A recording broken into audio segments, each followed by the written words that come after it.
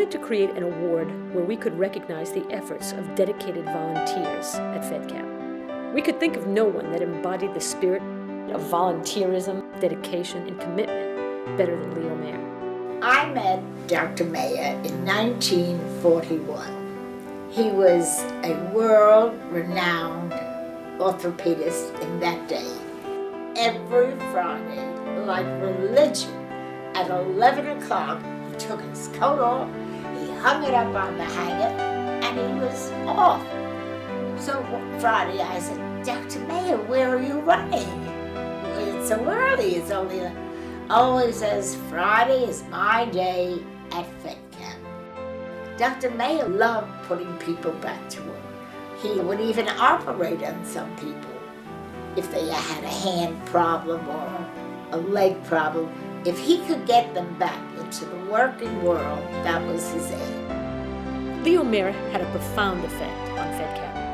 This year, the Leo Mayer Award is being presented to Marty Silberberg. I had long felt that at some point in my life, I wanted to devote myself to some social action activity.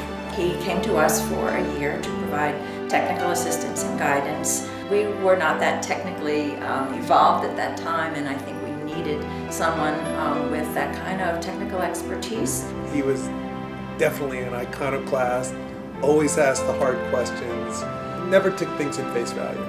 But Marty was always reminding everybody what the purpose of the organization was. Marty was actually a very big piece of why I came to the board. I can remember Marty's interview with me.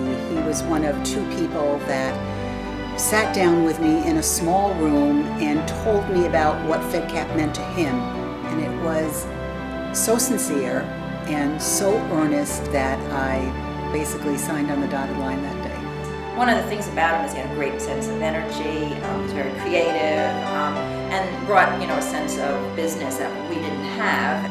Marty was the person on the board who understood strategic planning, and he was the one who was always calling everybody's attention to the question of whether this did fit within the overall strategy of the organization. I come to a Fedcap board meeting and I look around half expecting him to be filling a chair.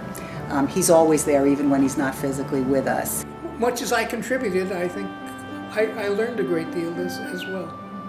There are these problems and that we have the capacity to help people overcome them.